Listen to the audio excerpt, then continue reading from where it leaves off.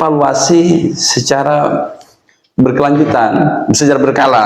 Ya. Bagaimana kemudian publik itu menilai kita? Salah satu yang paling mudah untuk membangun akses dengan publik, karena kita tahu kita berapa 24 jam kita berselancar di dunia maya, berapa jam sih? Anggap Kayaknya 70% kita bersentuhan di dunia maya. ya anggap setengahnya lah kata. Anggaplah 50% gitu kan. Nah, itu kan cost-nya minim. Salah satunya membangun komunikasi melalui sosial media sebenarnya hal yang efektif. Dan itu yang sudah dilakukan oleh Bawaslu.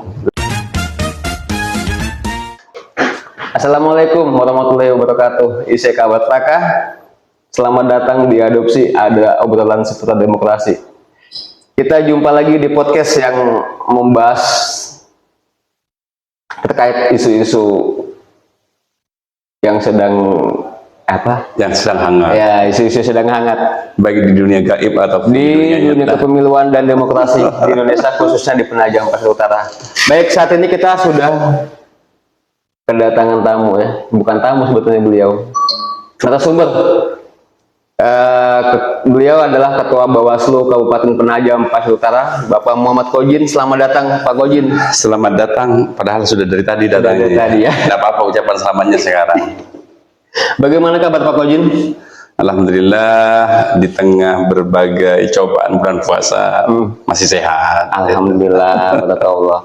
Ya, kita sudah menginjak ke 7 hari ya. Sudah 1 minggu. Sudah masuk 1 minggu pertama sudah mau habis ini. Baik.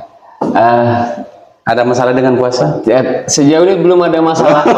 Siapa tahu sudah ada masalah dengan Masih puasa. semangat kita, masih semangat. Luar biasa.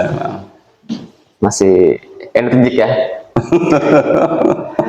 Ya, sahabat Bawaslu, kita akan berbincang dengan Bapak Muhammad Kojin selaku narasumber ini dengan tema selangkah lebih dekat dengan Bawaslu PPU. Nah, itu tema kita hari ini, Pak Ketua. Menarik temanya ya. Artinya tidak hanya 2 langkah. Jadi tidak sampai 2 langkah, ya, baru selangkah aja lebih dekat. sudah dekat gitu ya. Iya. Selangkah sudah dekat. Ini Pak Ketua, sebelum kita masuk pada hal yang ini ya, inti yang atau yang teknis, mungkin boleh kita berbagi sedikit bagaimana rasanya memimpin Bawaslu PPU dan dapat berinteraksi langsung dengan masyarakat. Oke. Mungkin saya lebih tepatnya mengawali dengan satu istilah bahwa experience is the best teacher. Bahwa pengalaman itu adalah guru yang terbaik. 2017 menjadi anggota Panwaslu, 2017-2018 menjadi anggota Panwaslu Kabupaten Penajam Pasir Utara, kemudian 2018-2023 menjadi anggota Bawaslu Kabupaten Penajam Pasir Utara. Periode pertama kali adanya Bawaslu di kabupaten kota. Benar. Baru kemudian periode yang kedua 2023 sampai 2028 menjadi ketua. Tentu itu tidak ada perubahan-perubahan yang sangat signifikan kecuali dalam bentuk tanggung jawab yang secara keseluruhan itu yang ada perbedaan. Gimana sih ketika menjadi anggota gitu kan? Ya biasa aja kalau dalam proses sisi komunikasi, tapi tanggung jawab kelembagaan itu yang membedakan. Gitu. Jadi kalau bicara soal gimana rasanya menjadi, itu yang membedakan. Jadi dari 2017, 2018, 18, 2023, 2028 yang membedakan tanggung jawab saja yang semakin lebih besar karena menyangkut sumber daya manusia, menyangkut manajemen dan tata kelola kelembagaan. Dari berbagai hal harus bisa mempertanggungjawabkan. Kalau dulu masih menjadi anggota, satu divisi saja. Satu divisi aja yang menjadi konsen dari pertanggungjawaban secara administratif maupun secara regulatif. Benar. Kalau untuk saat ini ketua kan divisinya SDMO ya, sumber daya manusia dan organisasi dan diklat. SDMO dan diklat. Jadi selain juga memegang jabatan ketua, ternyata juga kok bukan Datin, Datin. data informasi itu menjadi bagian dari SDMO dan Datin. Oh, SDM dan Datin. Ya, selain memegang amanah sebagai ketua juga diberikan apa tugas lain ya untuk memegang. Kami kan di Bawaslu itu baik anggota dan ketua itu semua mengampu divisi masing-masing, kecuali yang 5 ataupun ada yang 7. Ya kan? Yang 5 ketua memang pure menjadi seorang ketua, tapi untuk yang 3 pimpinan semua mengampu divisi gitu. Nah, ini ketua kaitannya sejauh apa sih peran strategis Bawaslu PPU ini ya dalam menjaga kualitas demokrasi di luar tahapan pemilu? Dalam menjaga kualitas demokrasi. Ya, di luar tahapan pemilu kan kalau ada tahapan pemilu maupun pilkada kan ya udah jelas lah ada turunnya yang harus ada tahapan yang harus dilakukan, benar diawasi. Nah, ketika saat ini yang di luar pemilu ini ketua, itu banyak ini sebenarnya pertanyaan publik kayaknya ini ya. benar. Publik itu sering mempertanyakan ngapain sih penyelenggara pemilu, ngapain sih Bawaslu kalau tidak ada tahapan pemilu ataupun pemilihan. Gini, kelembagaan itu sejak ditetapkannya oleh undang-undang menjadi sebuah lembaga yang permanen di kabupaten kota, maka otomatis tidak hanya bicara soal tahapan, ada pertanggungjawaban yang harus dilakukan baik secara administratif maupun secara yuridis. Secara administratif, karena ini ada sebuah lembaga yang permanen, maka otomatis di situ ada sumber daya manusia yang harus dikelola dengan baik. Ada arah dan tujuan yang harus diperjelas. Ada juga sebuah secara personal SDM yang ada itu mempunyai tanggung jawab yang harus dituntaskan. Secara kelembagaan otomatis bagian dari akumulasi tanggung jawab secara personal. ASN-nya saja CPNS ya. ASN kan ada 2. Ada CPNS yang menuju PNS, ada ASN P3K. Di sini ada ASN PNS 3 yang sudah diangkat dan ditempatkan di Bawaslu Kabupaten Penajam Pasir Utara. Yang ASN P3K saja itu ada 4 pengangkatan pertama. Kemudian selebihnya itu ada sekitar 9 yang kemudian diangkat menjadi ASN. Otomatis itu tidak hanya bicara soal ngapain Bawaslu, tapi ada tanggung jawab secara keadministrasian sebagai pegawai negeri, sebagai ASN. Di situ juga harus kita akomodir. Di samping itu,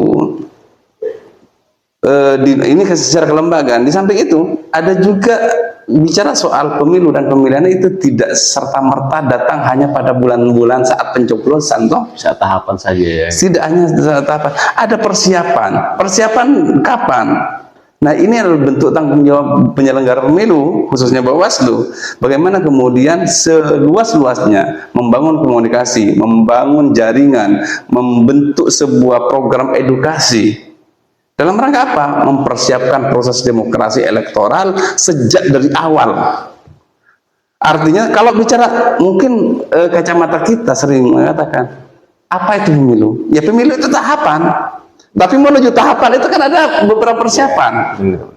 Contoh kalau misalkan kegiatan yang memang murni dilakukan menuju tahapan, misalkan daftar pemilih yang memang sangat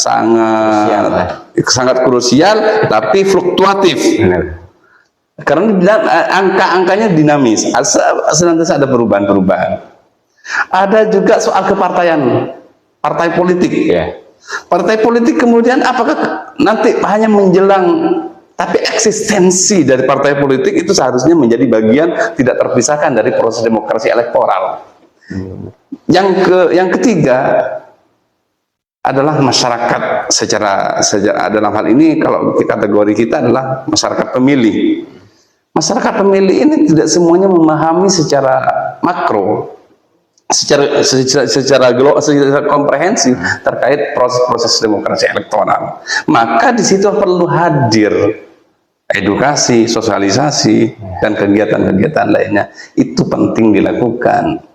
Artinya tidak hanya saat saat proses tahapan mulai. Dan kalau kita cenderung berpikir seperti itu, maka indikasi tersebut menjadi sebuah indikasi terjadinya politik pragmatis. Ya, benar sekali. Jadi Padahal kita maunya politik yang idealis kan. Idealis. Artinya kita membangunnya dari step by step dari awal gitu kan. Gitu kira dua pandangan administratif maupun secara substantif. ya karena Jangan terlalu serius pertanyaannya. ini bukan serius ketua, lebih kepada apa ya, sebenarnya juga publik juga mempertanyakan, kita juga mengetahui melalui sosial media apa kerjaan Bawaslu sih pasca tahapan juga enggak, Pertanyaannya kayak gitu ya.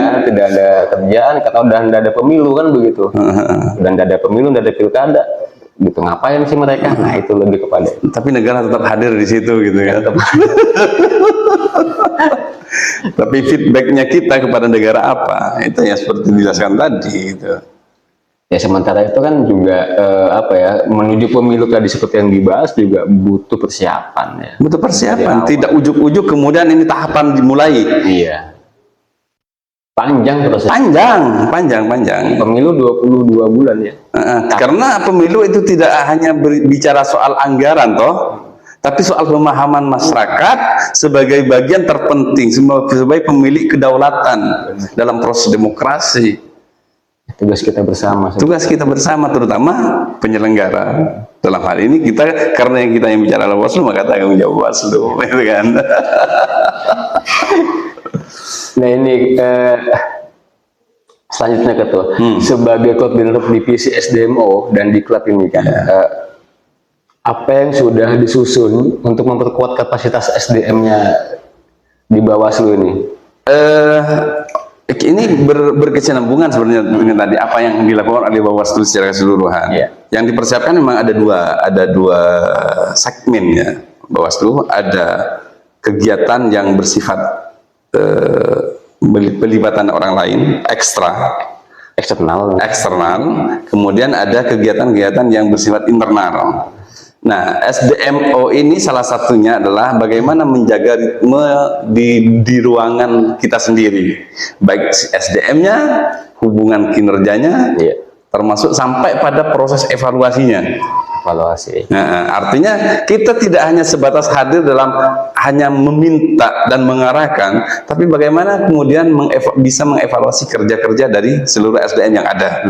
Itu bersifat internal. Nah, proses menuju pelaksanaan maka otomatis harus ada pembinaan, melalui peningkatan kapasitas, baik kapasitas sebagai administrator, sebagai analis hukum, sebagai bagian dari orang yang terlibat secara khusus di kehumasan. Semuanya memang didorong bagaimana pelatihan dan pembinaan itu bisa dijalankan. Baru kemudian langkah selanjutnya bagaimana kemudian ini hasil pembinaan bisa dilaksanakan. Setelah pelaksanaan baru kemudian dilakukan evaluasi. Karena hasil evaluasi ini tidak hanya bicara soal bagaimana kemudian Bawaslu Penajam Pasir Utara itu bisa membina secara langsung, tapi juga mempertanggungjawabkan karena kita adalah ASN kan yang dibina. Ada pertanggungjawaban secara administratif, dipertanggungjawabkan, contohnya melalui aplikasi apa itu namanya? Yang rutin adalah ASN. Kalau saya kan bukan ASN. My ASN itu. My ASN. Ada pertanggungjawaban di hasil kinerjanya. Itu harus berkesinambungan. Sementara yang kedua eksternal, ya salah satunya adalah membangun sinergi, membangun komunikasi dengan pihak-pihak yang bisa diajak kerjasama dalam proses demokrasi elektoral tujuannya. Yang tentu juga ada kaitannya dengan ini ya, tugas dan kewenangan kita sebagai pengawas pemilu. Iya, ya tentu kita kan pengawas, bukan khususnya pemilu ya, bukan pengawas negeri ini gitu. Nah, kita lanjut lagi ketua. Kalau kita bicara perkembangan internal ya, apa inovasi atau terobosan yang dilakukan agar lebih dekat dengan masyarakat nih? Ada satu prinsip yang senantiasa saya juga menyampaikan kepada teman-teman seluruh sumber daya manusia yang ada satu prinsip, bukalah ruang komunikasi seluas-luasnya. Nah, Maka setengah permasalahan itu, ketika ruang komunikasi dibuka seluas-luasnya, setengah permasalahan sudah terselesaikan. saya. Oleh karena itu, baik di internal antar person ke person, person to person, itu terbiasa mengkomunikasikan apapun yang menjadi yang harus dikomunikasikan. Begitu juga dengan eksternal. Kita berusaha untuk membangun komunikasi yang intensif dengan berbagai pihak. Maka kemudian muncullah sebuah prinsip dalam kinerja bahwa kita dalam melaksanakan tugas, kita harus mempunyai integritas. Otomatis kan, integritas, ada kejujuran, ada nilai-nilai spiritual yang harus dibangun, kemudian kredibilitasnya juga harus dipertanggungjawabkan, dan yang terakhir adalah bersifat inklusif, artinya terbuka kita jangan kemudian merasa gaya-gaya hilux gitu ya. Merasa apa ya? Tapi kita harus inklusif, harus bisa menerima masukan, menerima kritikan dan sebagainya. Nah, yang terpenting dari proses-proses itu, karena kalau pakem dari tuntutan tugas pokok kita kan sudah ada ritma yang sudah ada putusan, ada juknis dan sebagainya. Tapi satu yang tidak ada di juknis, inovasi dan kreasi. Itu kita muncul dari diri kita sendiri. Bagaimana kemudian posisi pimpinan terutama, kita hanya menjadi stimulan. Yeah. Bagaimana mendorong seluruh SDM yang ada di Bawaslu Kabupaten Penajam Pasir Utara menjadi manusia-manusia yang kreatif dan inovatif. Gitu. Selanjutnya kembali kepada mereka. Gitu. Ya, gini juga Ketua, maksudnya itu juga tentu ada kaitannya dengan ini ya, membangun kepercayaan kepada publik kan, apa yang membangun trust. Kalau kita sudah dekat dengan masyarakat gitu, masyarakat tentu kan akan percaya bahwasanya ya lembaga ini bukan hanya terlihat formal saja gitu loh maksudnya. Gitu. Ya, tapi juga juga transparan kan gitu. Oke. Makanya dari kita harus dengan berbagai kategori tadi seperti prinsip-prinsip kredibilitas sampai pada peningkatan kreativitas dan inovasi. Maka kemudian feedback kan, yang diperlukan kan feedback dari masyarakat. Iya. Di antara feedback yang diharapkan adalah trust. Dimana pada saat ini kadang-kadang dengan kondisi Indonesia yang kadang-kadang tidak baik-baik saja, misalkan ya, banyak lembaga yang mengalami distrust. Iya, itu yang dimaksudkan. Maka otomatis kita perlu evaluasi secara berkelanjutan, secara berkala. Ya. Bagaimana kemudian publik itu menilai kita? Salah satu yang paling mudah untuk membangun akses dengan publik, karena kita tahu kita berapa 24 jam kita berselancar di dunia maya, berapa jam sih? Anggap kayaknya 70% kita bersentuhan di dunia maya. ya anggap setengahnya lah kata. Anggaplah 50% gitu kan. Nah, itu kan cost-nya minim. Salah satunya membangun komunikasi melalui sosial media sebenarnya hal yang efektif. Dan itu yang sudah dilakukan oleh Bawaslu. Ya, salah satunya melalui podcast ini. Melalui podcast ini, kami tidak pernah menolak masukan, tidak pernah menolak saran.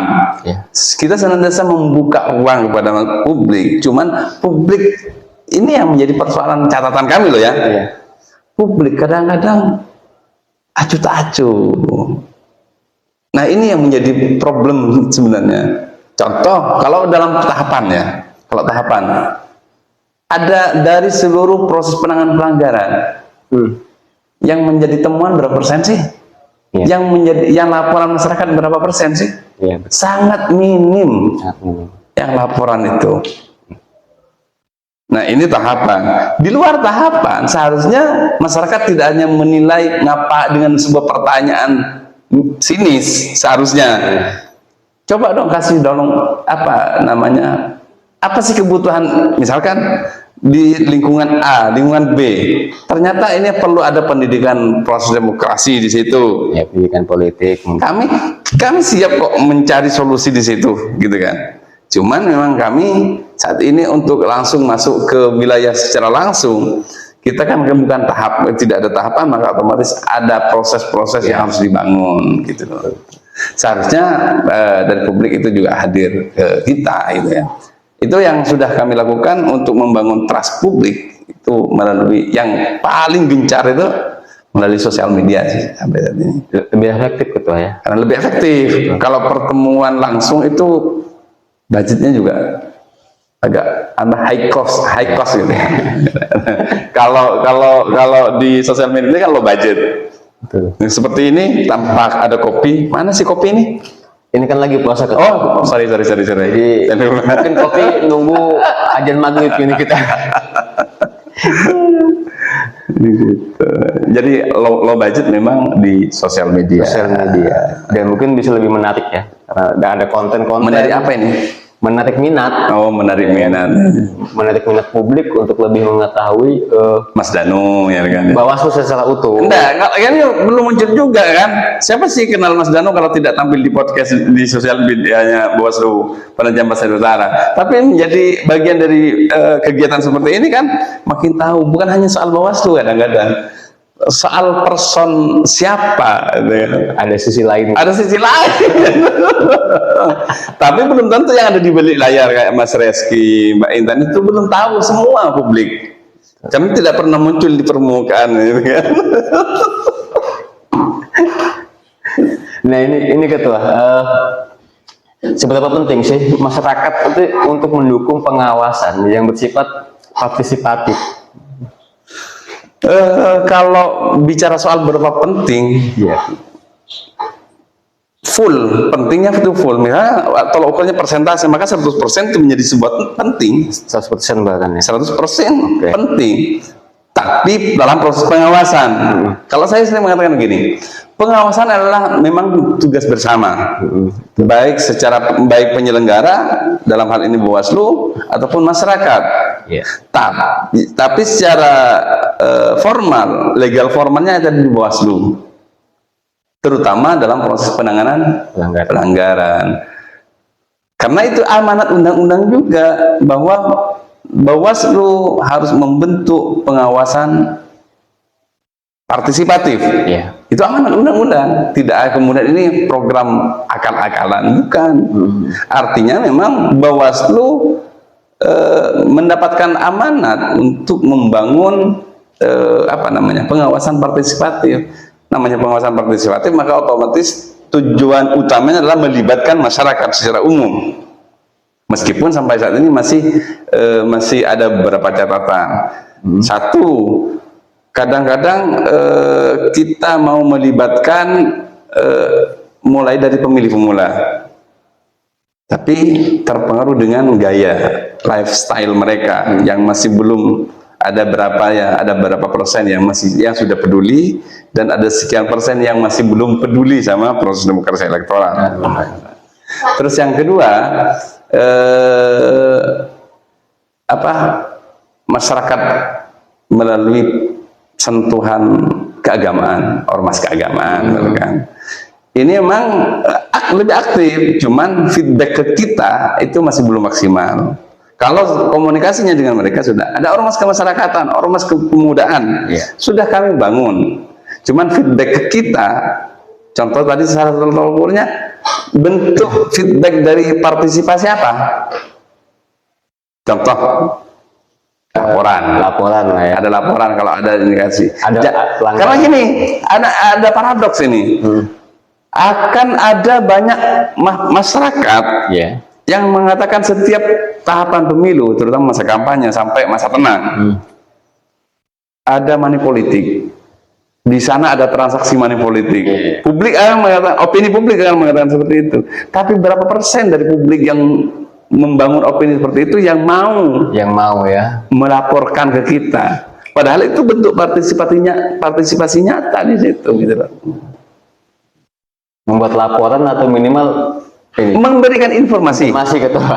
Nah, nggak perlu laporan, karena kalau laporan nanti harus memenuhi syarat formal material, diketahui siapa yang melaporkan. Tapi kalau informasi, setidaknya nanti kan kalau informasi diberikan oleh masyarakat, kita tidak sampai harus memenuhi syarat formal material, tapi sampai kategori menjadi informasi awal. Iya, benar itu.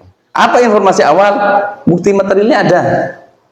Soal formal kami yang akan kejar, gitu kan. Dalam proses penanganan seperti itu. Yang penting bukti materialnya ada kejadiannya. Gitu. Siapa yang melakukan itu nanti, gitu kan. Kita yang kejar. Itu adalah bentuk partisipasi. Nah, feedback dari partisipasi yang kita bangun harusnya. Dan ini belum maksimal. Ya, semoga ke depan bisa maksimal ketua. Ya haruslah, karena kalau kita ngelihat ini kan masih tentang waktunya ya cukup panjang ya, sampai 2029 kita baru ada tahapan lagi. Bukan tahapan lagi, 2029 sudah dijadwalkan untuk dilakukan pemilu nih. Iya, masih panjang. Ada catatan satu penting ini. Seharusnya masyarakat kita sering kita menjadi objek sebagai pengawas partisipatif, gitu kan. Dalam proses demokrasi elektoral ada satu yang harus kita maksimalkan harusnya, dan ini tidak hanya sebatas Bawaslu ya yang harus memaksimalkan, tapi pemerintah itu sendiri. Siapa itu? Partai politik selaku peserta ya. Peserta, karena dalam proses pemilu maupun pemilihan ya, kalau pemilu ya yang disebut peserta pemilu itu siapa? Partai politik. Yang ini juga harus hadir dalam proses demokrasi elektoral. Seharusnya juga kalau penyelenggara juga melakukan persiapan, mereka juga harus melakukan persiapan juga seharusnya. Karena tanggung jawab penyelenggara, peserta itu sama seharusnya. Maksudnya dalam satu frame, salah satu frame pemahaman.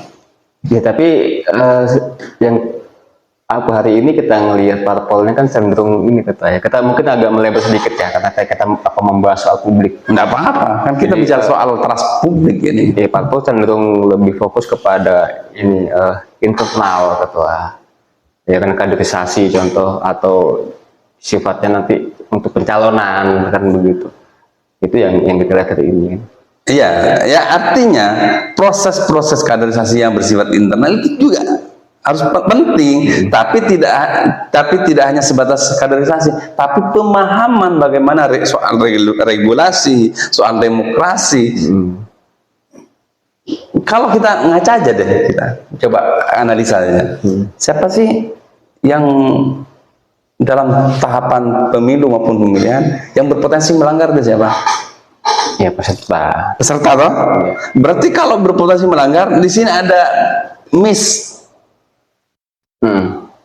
dalam proses pemahamannya, baik secara regulasi ataupun secara substansi demokrasi. Itu yang menjadi tanggung jawab kita. Jangan kemudian kalau sudah menjadi barang yang bermasalah, muara permasalahannya diarahkan kepada penyelenggara semua. Padahal ini tanggung jawab mau dipersiapkan kita. Kalau saya mengangkat misalkan, caleg yang mempersiapkan caleg itu siapa? Partai politik toh. Seharusnya partai politik sudah menyiapkan barang jadi, dalam artian tidak bermasalah, sudah memahami regulasi, kira-kira itu kan mau kita. Jangan kemudian ketika ada calon legislatif yang bermasalah, dianggapnya penyelenggara yang bermasalah. Ya, tidak bekerja maksimal. Tidak bekerja maksimal. Contoh secara administratif soal legalitas dia, secara akademik misalkan. Ini kan ada banyak kejadian, ijazah palsu dan sebagainya, ya kan? Itu kan seharusnya partai politik bertanggung jawab. Gimana sih menyiapkan kader menjadi calon anggota legislatif? Kok bisa gitu? Kok bisa gitu loh? Yang salah siapa? Penyelenggara ketika terjadi seperti itu.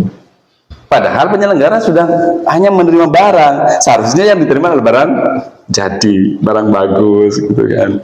Nanti tinggal kalau sudah secara administratif masuk ke penyelenggara, tinggal jualan aja sudah partai politik kan, kira gitu kan. Logika sederhananya seperti itu.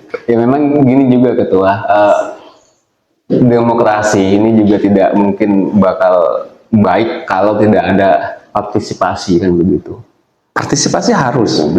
Saya yakin itu karena yang memiliki demokrasi adalah ya kita semua. Ya, kedaulatan milik siapa?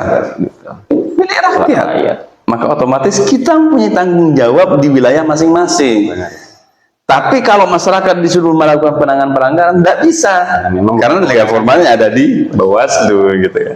Oke, Ketua Cukup sampai di sini. sampai di sini. Terima kasih sudah memberikan kesempatan. saya terima kasih nih karena sudah bisa mendampingi saya di sini. Kita berbincang, diskusi bersama sahabat Bawaslu yang berada dimanapun. Ya dimanapun berada. Dan harus berani dimanapun dan dimanapun harus berani. Harus berani Ketua ya. Oke Ketua, sebelum kita akhiri dan kita tutup ini saya minta penutup. Insight dari obrolan kita bahwa memahami sebuah lembaga seperti Bawaslu tidak cukup hanya menilai dari luar, tapi kita harus masuk ke wilayah dalam sehingga bahkan hal-hal terkecil pun harus diketahui. Dan ketika mengetahui semuanya, maka kita harus berjalan bersama-sama sehingga tidak pernah ada istilah Bawaslu itu berjalan sendirian di tengah kegelapan. Karena ada masyarakat yang senantiasa hadir di sisi kanan dan di sisi kiri kita, Ikut mengawal Ketua ya. Iya, bahwa kalau bicara soal Indonesia adalah milik kita bersama, maka Bawaslu mempunyai tanggung jawab yang sama. Oleh karena itu masyarakat kita harus bergandengan tangan bersama-sama dalam mengawal proses demokrasi elektoral itu sendiri. Itu sahabat Bawaslu penutup yang luar biasa sekali ini ya. Oke Ketua, sampai di sini jumpa kita. Sampai jumpa di episode selanjutnya. Oke, harapannya seperti itu. Harapan yang seperti itu, kita bakal jumpa lagi bersama rakyat awasi pemilu. Bersama Bawaslu tegakkan keadilan pemilu. Salam awas. Wassalamualaikum warahmatullahi wabarakatuh.